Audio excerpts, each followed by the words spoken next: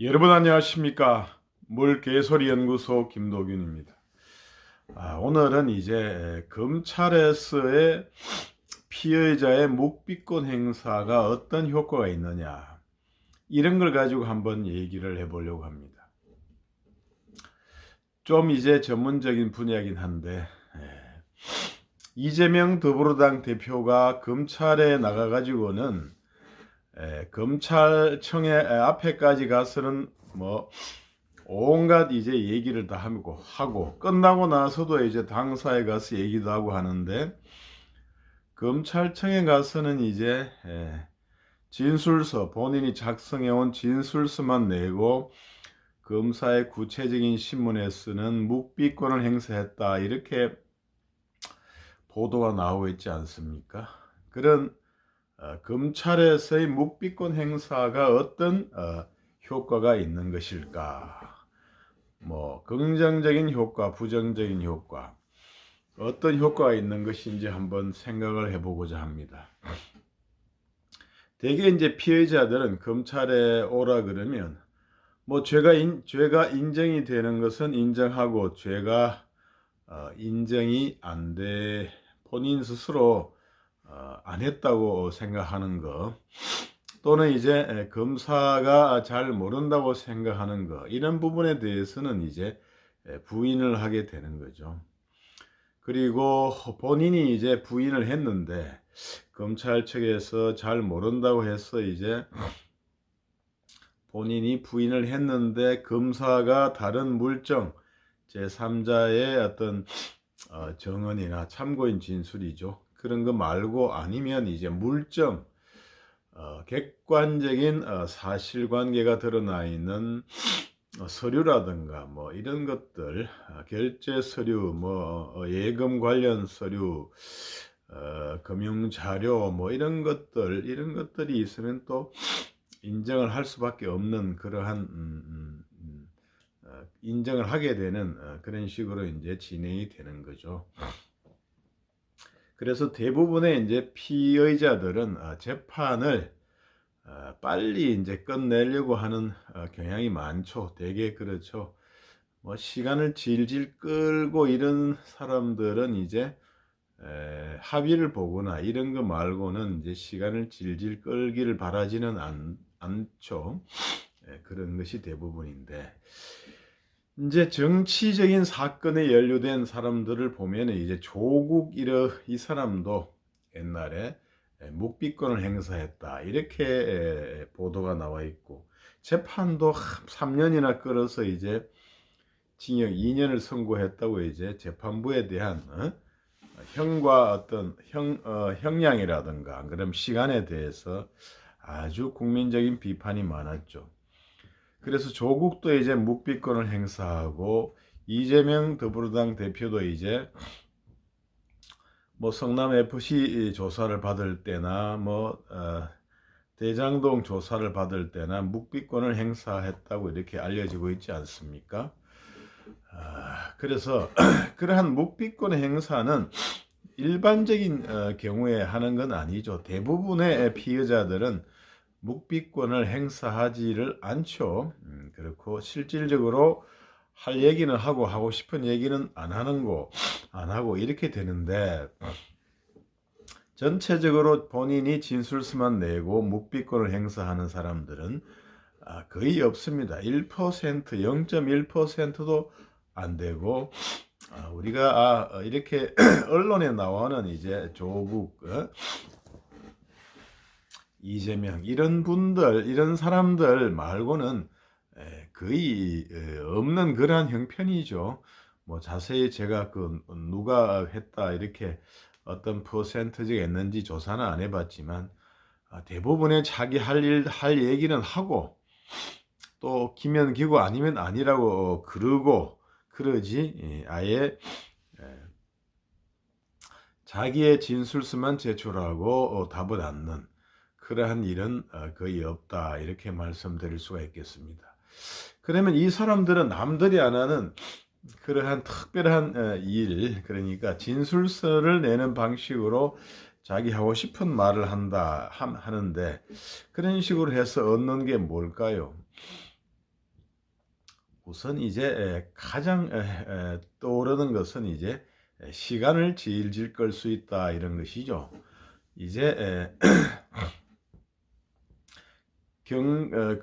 경찰 검찰에서 수사를 할 때는 이제 처음부터 피의자를 불러서 소환해 가지고 이렇게 물어보는 경우는 드물죠. 고소인 진술이라든가 참고인 진술이라든가 아니면 다른 뭐 조회라든가 압수수색을 통해서 어떤 여러 가지 다른 물증을 확보합니다. 제3자의 진술이나 물증을 확보한 다음에 이제 피해자를 불러가지고 이렇게 물어보는 거죠. 피해자를 소환할 때는 이제 기존의 다른 고소인, 고발인, 그 다음에 참고인, 그 다음에 물증 이런 것들을 종합해서 이제 피해자가 부인하거나 잡아뗄 때 어떻게 질문을 하고 어떤 자료를 제시해서 어떻게 충원할 것인가 이렇게 해서 이를 뭐 염두에 두거나 아니면 미리 질문지를 좀 작성해 두는 경우가 있죠.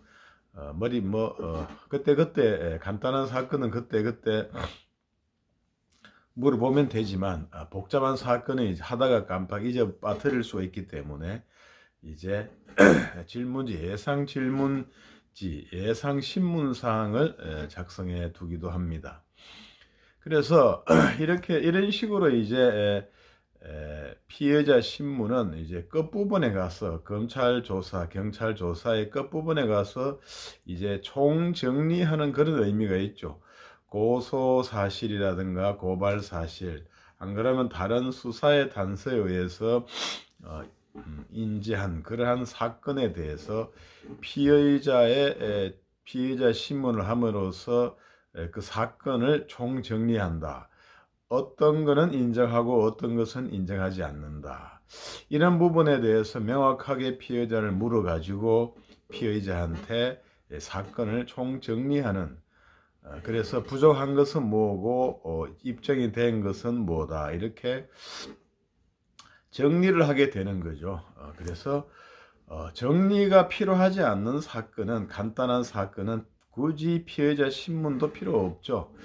그래서 지난번에 이제 이재명 더불어당 대표 선거법 위반 사건에 대해서는 굳이 본인이 나와가지고 이제 정리 안 해줘도 쟁점이 심플하고 다른 참고인 진술이나 물증들이 다 나와 있기 때문에 그러한 얘기를 한 것은 이제 다른 증거에 의해서 인정이 되어 있기 때문에 그 경위에 대해서 이제 하는 건데 그것도 다 다른 증거로 확보가 되기 때문에 굳이 피의자의 진술이 필요 없다 이거죠.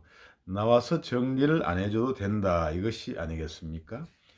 그런데 이제 성남FC의 제3자 뇌물 공여라든가 그 다음에 대장동 사건, 배임 이런 것들은 이제 사안이 복잡하기 때문에 어떤 부분에서의 피해자가 어떤 역할, 어떤 일을 한 거에 대해서 인정을 하느냐 마느냐 하는 것들이 이 사건을 쟁점을 이렇게 정리하고 이런 부분은 다투지 않는다. 저런 부분은 다툰다. 이렇게 정리를 해주는 경향이 그러한 기능이 있는 거죠.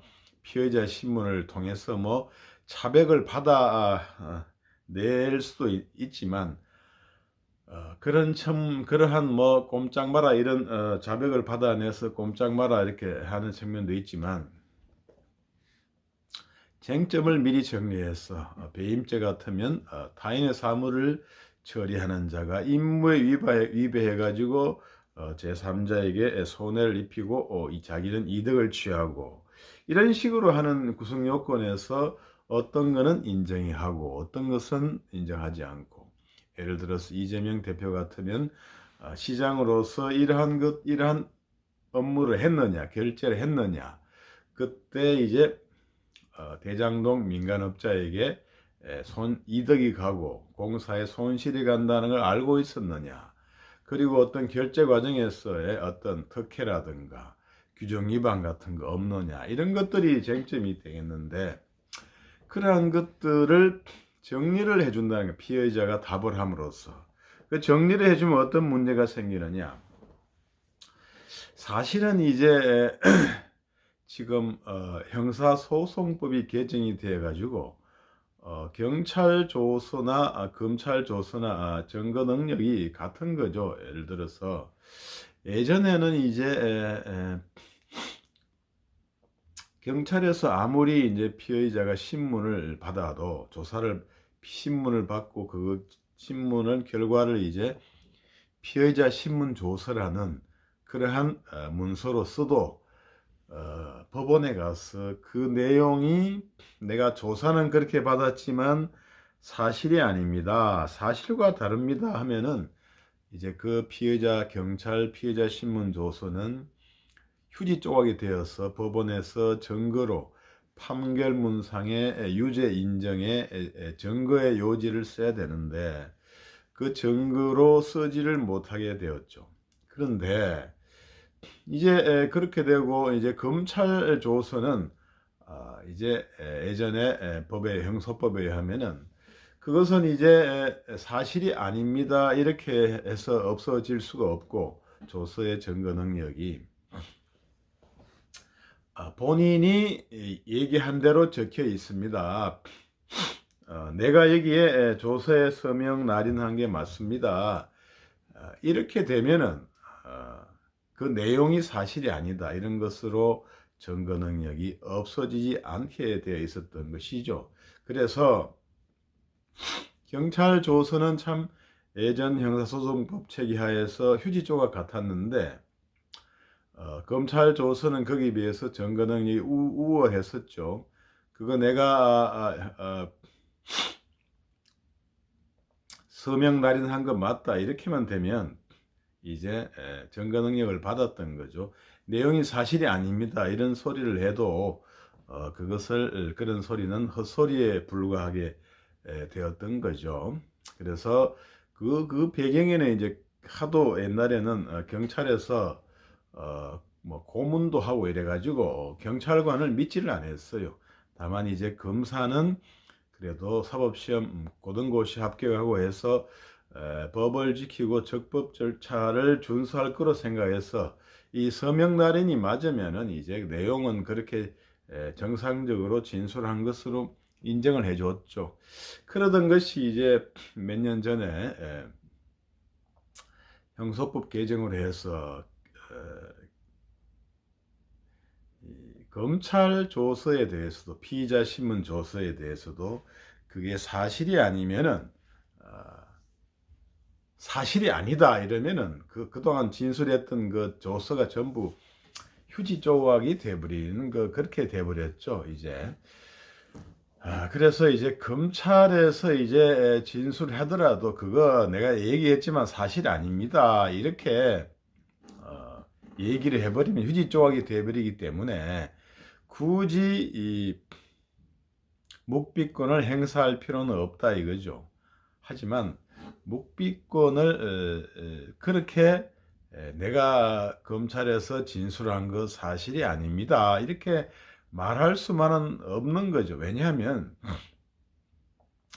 뭐 변호사를 대동해 가지고 자기 하고 싶은 얘기를 다 하고 뭐 두드려 패는 것도 아니고 고문 협박도 아니고 멀쩡하게 변호사 참여해서 진술을 했는데 그리고 필요에 따라서는 녹화도 할 수가 있는데 그게 사실이 아닙니다 이렇게 얘기해 버리면 참 웃기는 꼴이 돼 버리는 거죠. 사실은 자기가 변호사 대동하고 멀쩡하게 진술한 거를 사실이 아니다 이렇게 하면 웃기는 꼴이 되니 그렇게 할 수가 없는 거죠. 그러면 어떻게 되느냐, 진술 거부권을 행사하지 않고 쭉 답을 하면서 정리가 일부가 되어 버렸잖아요. 이래서 이거는 인정하고 저거는 인정하지 않는다 이렇게 해서 자기의 공소 사실에 대해서 이제 정리가 됐죠. 어떤 부분은 인정하지 않고 어떤 부분은 인정한다 이렇게 해서 확 쟁점이 줄어버리고 그 부분에 대해서 이제 시간 절약이 재판에 필요한 시간이 절약이 많이 되게 되는 거죠. 그렇기 때문에 피해자 신문에 응해가지고 이렇게 이건 인정하고 저건 인정하지 않고 이렇게 하나하나 다 받아보면 뭐 자백을 안 할 수 없는 그런 빼도 박도 못하는 상황에 처하게 된다. 이런 점도 하나 있고, 두 번째로 쟁점이 정리가 돼서 인정하는 부분, 부인하는 부분, 앞으로의 법원에 가서 다툴 때 시간이 많이 단축이 되어 버린다. 이런 것이죠. 그래서 시간을 질질 끌면서 좋은 재판부라든가 자기 취향에 맞는 재판부죠.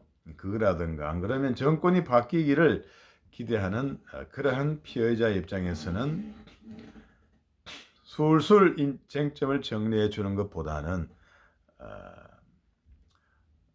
아예 진술을 안 하는 게 시간 끌기에 훨씬 유리하다 이거잖아요.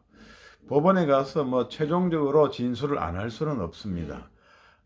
변호인 의견서도 제출해야 되고 재판장이 변호사나 피고인한테 이 부분 인정하느냐 마느냐 이런 부분을 꼬치꼬치 물어보기도 하고 의견서로 제출하라고도 하기 때문에 그런 부분을 끝까지 묵비할 수는 없죠. 뭐 끝까지 굳이 하겠다면 묵비를 할 수도 있지만 그렇게까지는 하지 않죠. 부인한다 이렇게 공소 사실에 대해서는 이렇다 아니다 이렇게 답을 대부분 하게 되죠. 그래서 이제 피해자들이 이제 검찰에서 답을 해주면 법원에 가서 이렇게 재판하는 시간이 훨씬 단축이 되는 바람에 시간을 질질 끌기를 바라는 그러한 피해자들한테는 불리한 것이죠. 그래서 시간을 끌기를 원하는 피해자들은 이제 검찰에서 묵비하게 되는 거다 이거죠. 그리고 이제 이런 정치적으로 이제 자기들 지지 계층에 대한 어떤 호소 이런 것도 있고, 그 다음에 아까 말씀드린 대로 답을 하나하나 하다 보면 뭐 조그만 사실을 인정하다 보면은 나중에 큰 그림에서 인정이 되어 버리는 그런 막다른 골목에 처하기도 하기 때문에 자백을 안 할 수도 없는 그런 상황이 되기 때문에 그러한 상황을 피하기 위해서 묵비를 하는 것이다. 이렇게 생각이 됩니다. 그래서 이제 법원으로 이제 정리를 안 한 상태에서 이제 법원으로 가게 되면 또 뭐 공판 준비 기일이다, 뭐 기록 복사다 해서 몇 달을 이제 소모하게 되고 시간을 질질 끄게 돼 가지고 이제 과연 이제 이런 형사 사법이 너무 범죄에 대한 처벌이 너무나 늦어진다. 그래서 늦게 실행된 정의가 부정이 되는 것이다. 이런 격언도 있잖아요. 그런 거 있는 것처럼 이렇게 하다 보면은 재판에 대한 국민의 불신을 초래하게 되는 그런 결과가 생기는 거죠. 어찌되었든 간에 이러한 피의자들은 검찰에서 묵비를 함으로써 나중에 재판에 가서 이렇게 시간을 좀 더 확보할 수 있다. 시간을 더 확보할 수 있다. 그러한 점을 많이 노린 것이 아니겠느냐. 이러한 생각이 드는 거죠. 답답한 것은 이제 그렇게 시간이 많이 들어서 올바른 결론이 나고 해야 되는데 조국 재판이 3년이나 소요가 되고 징역 2년, 그것도 법정 구속도 안 하고 징역 2년이라는 것은 이제 부인이 이제 사는 것을 감안한 것이 아니냐 이런 생각은 듭니다만은 다른 범죄에 어떤 박근혜 당시의 어떤 적폐에 대한 어떤 그러한 범죄에 비해서 형이 낮은 거 아니냐. 그리고 특히 법정 구속은 안 한 것은 1심 유죄인데 별로 뭐 다툼의 여지도 없으면 법정 구속을 해야 되는 건데 안 한 것은 좀 문제가 있지 않냐는 생각이 들고, 이재명 재판도 뭐 시간이 3, 4년, 4년은 최소 갈 것인데 시간을 질질 끌다 보면은 또 어떠한 변수가 생길지 알 수는 없는 그러한 오리무중의 상태로 돌아가게 된다. 이런 생각이 들고 그런 것을 노리고 이제 진술을 거부하는 것이다. 이렇게 말씀드릴 수가 있겠습니다. 다만 한 가지 이제 선거법 위반 사건은 쟁점이 심플하고 이제 하기 때문에 그것이 뭐 몇 년씩 갈 수는 없고 1심 결과는 원래 나올 수 있는 거 아니겠느냐 이런 생각이 들고 재판부에서 집중 심리를 해서 일주일에 한 번씩 재판을 한다니까 어떤 신속한 재판에 의지가 있는 것 같으니 내년 올해 내로 1심 결과가 나오면 이제 다른 이제 추가로 기소되는 이제 사건들도 영향을 받지 않을까. 기왕에 이제 국회의원이라든가 당 대표나 대통령 선거에 못 나올 것 같으면 좀 더 신속한 재판 진행이 될 수 있지 않을까. 이렇게 해서 이제 이재명 사태도 서서히 종국을 향해 가고 이제 대법원장이 이제 9월 달에 바뀌고 그에 따라서 이제 각급 법원의 고위 법관이나 여러 가지 이제 중요 요직에 있는 법관들도 내년 봄에 내년 2월 달 인사가 있게 되면은 이제 법원 분위기도 바뀌게 되어서 이런 이제 정치 사범에 대해서 시간을 질질 끄는 그러한 일은 많이 사라지지 않을까 이렇게 생각이 되고 결국에는 이제 사법 정의가 실현될 될 수밖에 없는 거 아닌가. 그러기 위해서는 이제 국민들의 어떤 준엄한 감시와 어떤 압박 이런 것이 또한 필요하다 이런 생각을 해보게 됩니다. 이상 물개소리 연구소 김도균이었습니다. 여러분 구독, 좋아요 부탁드리겠습니다. 감사합니다.